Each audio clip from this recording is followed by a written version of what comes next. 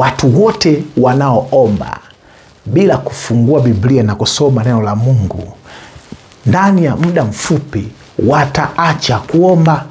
Na kama wakilazimisha kuomba huko, wasomi maneno ya Mungu na wajifunzi maandiko matakatifu, ndio wale unasikia ni muombaji wa kutisha lakini ni mchawi. Ndio wale ambao wanatekwa na adui wanakuwa ni waombaji lakini matapeli.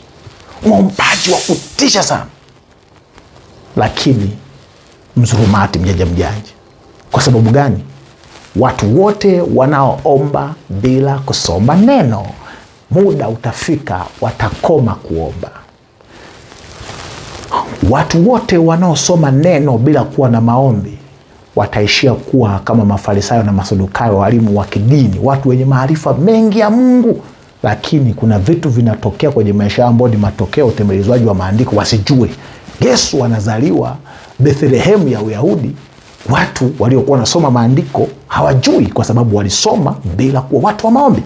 Jambo la pili, kwa ninaposema lazima uingize vitu, lazima ulishe ubongo wako. Lisha neno. Pata nafasi ya kusoma vitabu vitakatifu vinavyofafanua na kupambanua maandiko kwa uzuri. Angalia eneo la maisha yako ambao unataka kuliboresha. Lisha vitu sahihi.